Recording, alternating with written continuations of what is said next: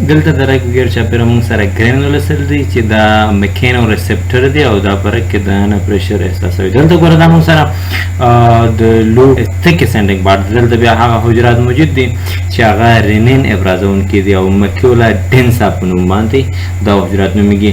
دلته د ګلومرول غیر چاپیره پودوسایت دی. د دې ګلومرول څخه دلته فلټریټ راوځي او بهر هم دغه شان دي پروکسیمل کنولیټډ ټیوبولز ته نزي په دې لار باندې بیا ښکته ځي لوباب نه لته دغه شان. دلته مونږه د پودوسایت او د ګلومرول هغه کیپلری ترمنځ هغه ریلیشن واضح کوو. ګورو چې دا څرنګه دی.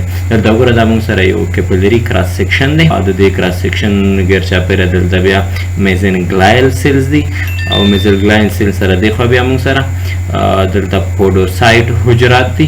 دغه د پودوسایت حجراتو هغه پخې دي چې د په ذریعه باندې دغه د اپیتیلیل حجراتو سره نښتي دي. فرق کې دننه مونږ سره سلوټس او ریډ بلډ سیلز او دغه شیان شته دي.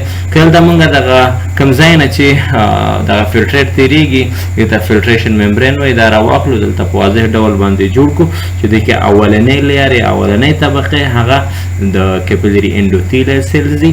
دویمه طبقه دلته بیا بیسمنت ممبرین دی او دریمه طبقه باندې دلته بیا موږ سره هغه پودوسایت حجره ده.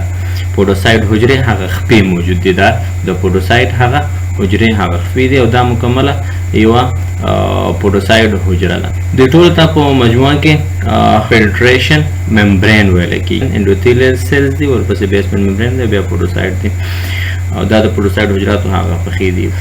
چې د کوم ځای څخه فلټریشن مواد تیریږي هغه سوري ته فلټریشن سلیټ نومیږي او دغه مواد د دې فلټریشن ممبرین څخه همداسې ښکته د دې په واسطه باندې ښکته ځي. هغه مواد چې د ګلومرولر کفیلري نه راتیریږي او بیا ښکته پروکسیمل کنولیټډ ټیوبول ته ځي. که دې نه موږ یادونه وکړو چې څرنګه مواد فلټر کېدلی شي او کوم مواد نشي فلټر کېدلی نو دلته موږ یو واضح ډایګرام کې غواړو چې وښایو.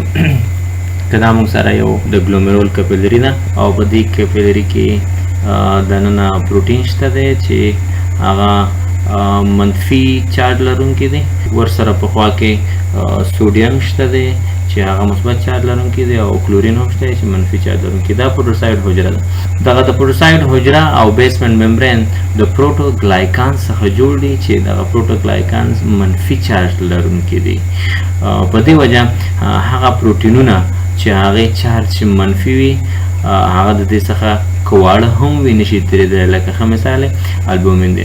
او هغه مواد چې مثبت چارج لرونکي وي لکه سوډیم هغه کولی شي چې په اسانۍ سره د دې څخه تیر شي. کلورین حال دا دی چې منفي چارج لرونکی هم دی خو د دې د سایز د کوچنیوالي له وجې کولی شي چې ډېر په اسانه باندې تیر شي د بیسمنت ممبرین څخه